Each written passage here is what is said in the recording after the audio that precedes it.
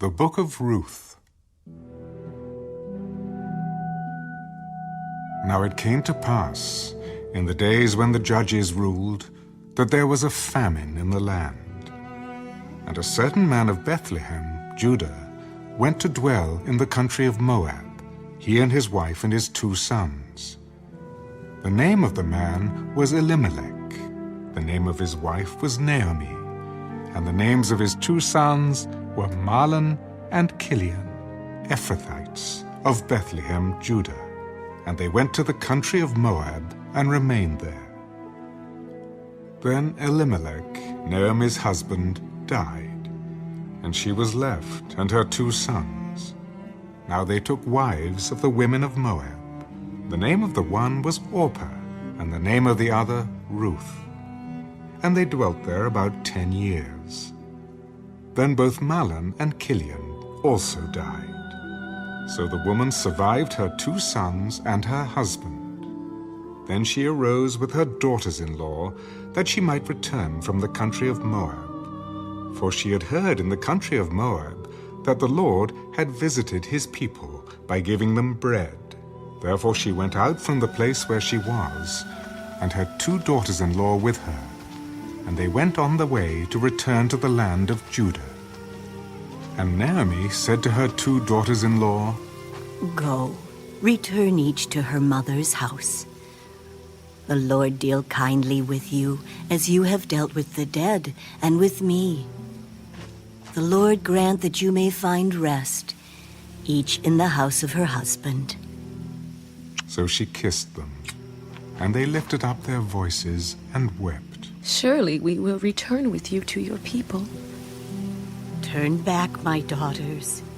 Why will you go with me?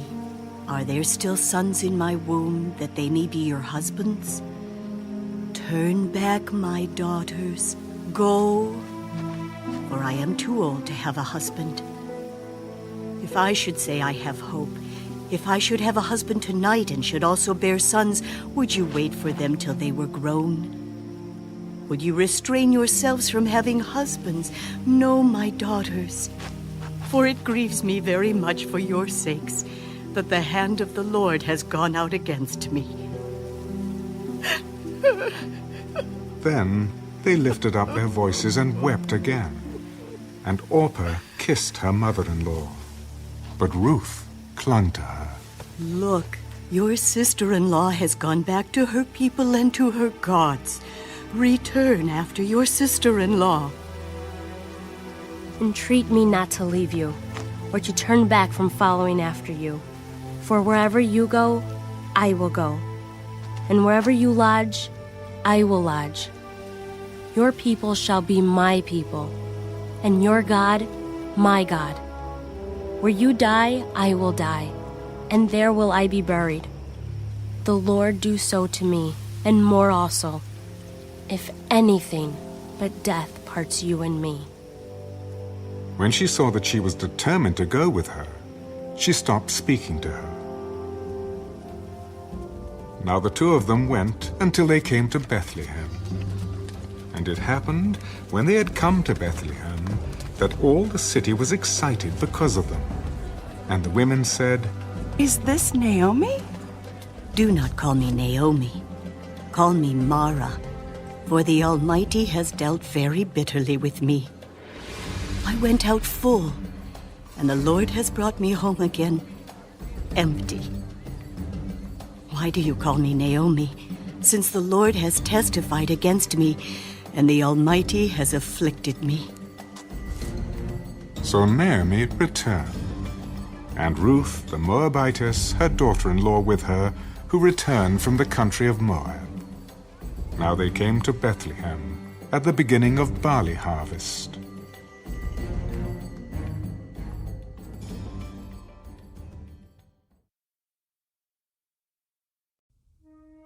There was a relative of Naomi's husband, a man of great wealth, of the family of Elimelech. His name was Boaz. So Ruth the Moabitess said to Naomi, Please, let me go to the field and glean heads of grain after him, in whose sight I may find favor. Go, my daughter. Then she left, and went and gleaned in the field after the reapers. And she happened to come to the part of the field belonging to Boaz, who was of the family of Elimelech. Now behold, Boaz came from Bethlehem, and said to the reapers, The Lord be with you. The Lord bless you. Then Boaz said to his servant who was in charge of the reapers, Whose young woman is this? It is the young Moabite woman who came back with Naomi from the country of Moab. And she said, Please let me glean and gather after the reapers among the sheaves. So she came, and has continued from morning until now, though she rested a little in the house. You will listen, my daughter, will you not? Do not go to glean in another field, nor go from here, but stay close by my young women. Let your eyes be on the field which they reap, and go after them. Have I not commanded the young men not to touch you? And when you are thirsty, go to the vessels and drink from what the young men have drawn. So she fell on her face, bowed down to the ground.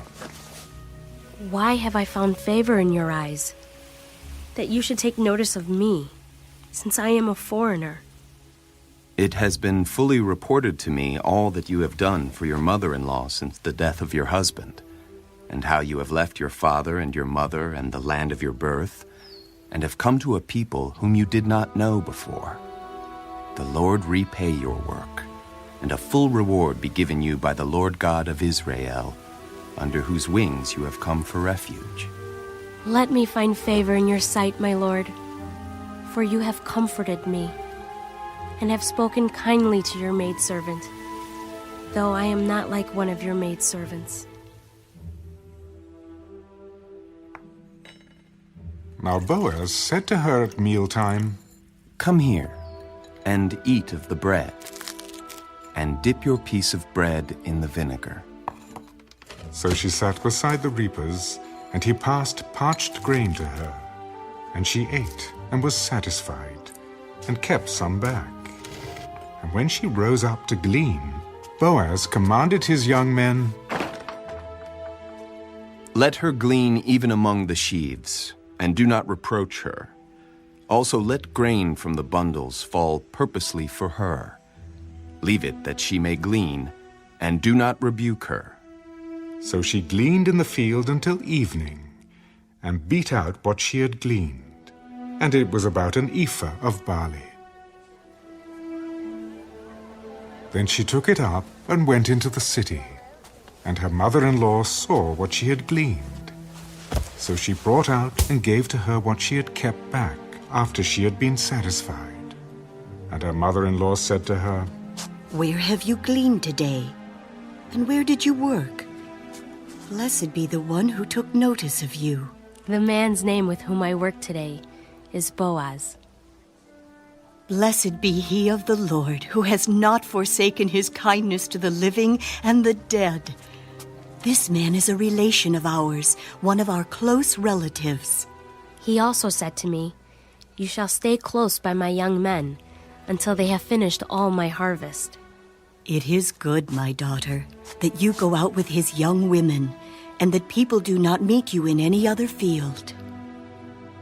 So she stayed close by the young women of Boaz, to glean until the end of barley harvest and wheat harvest, and she dwelt with her mother-in-law.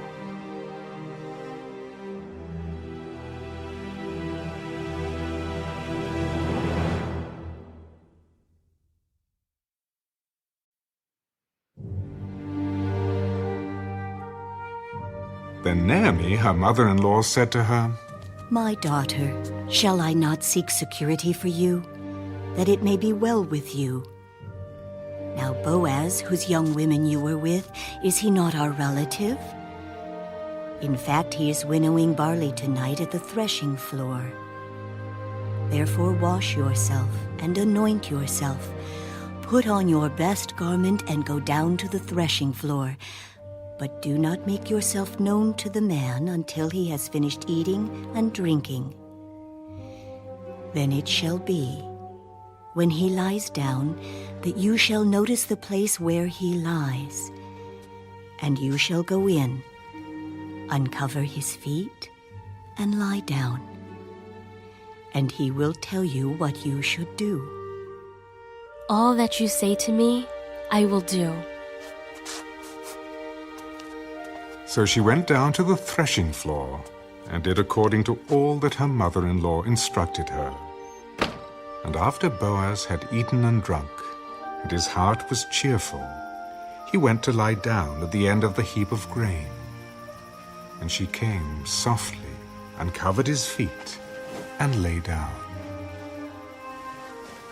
Now it happened at midnight that the man was startled and turned himself, and there a woman was lying at his feet. Who are you? I am Ruth, your maidservant.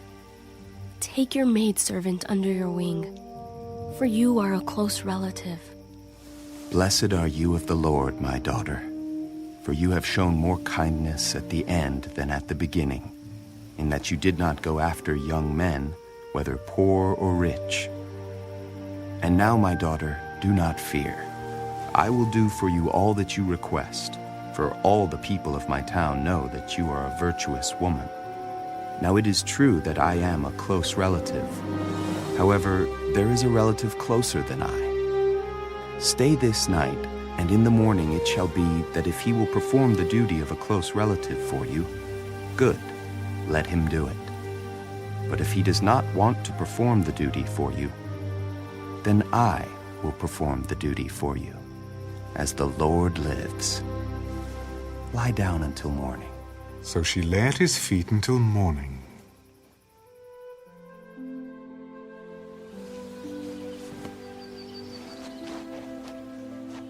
And she arose before one could recognize another.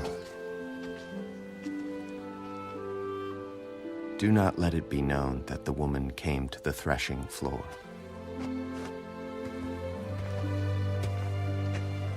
Bring the shawl that is on you and hold it. And when she held it, he measured 6 ephahs of barley and laid it on her.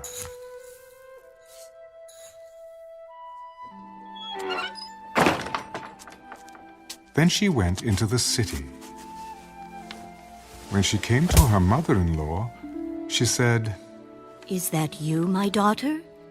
Then she told her all that the man had done for her. And she said, These 6 ephahs of barley he gave me, for he said to me, do not go empty-handed to your mother-in-law. "Sit still, my daughter, until you know how the matter will turn out. For the man will not rest until he has concluded the matter this day."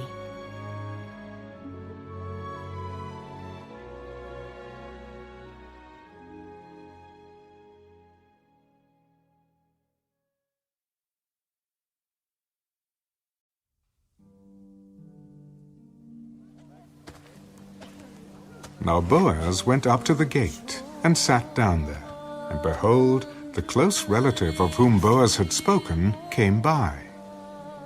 Come aside, friend. Sit down here.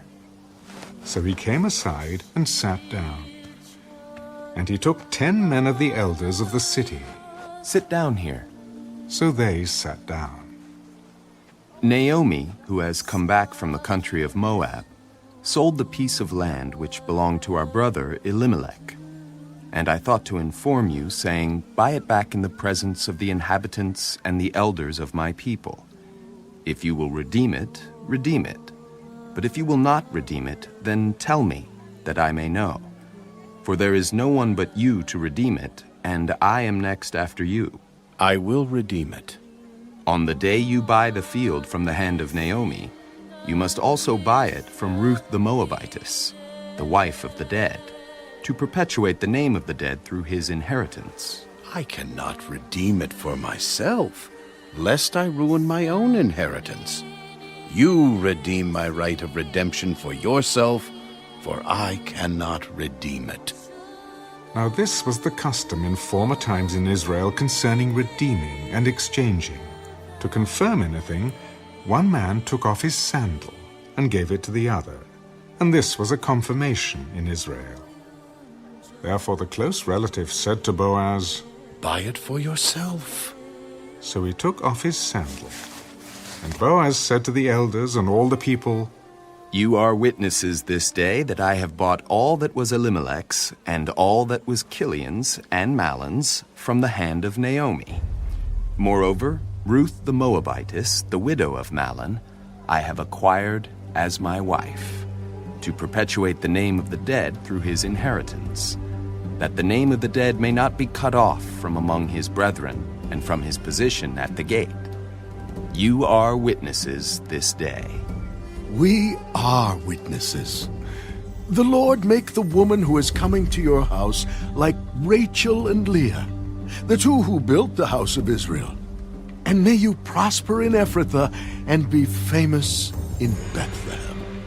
May your house be like the house of Perez, whom Tamar bore to Judah, because of the offspring which the Lord will give you from this young woman. So Boaz took Ruth, and she became his wife. And when he went into her, the Lord gave her conception, and she bore a son. Then the women said to Naomi, Blessed be the Lord, who has not left you this day without a close relative, and may his name be famous in Israel. And may he be to you a restorer of life and a nourisher of your old age.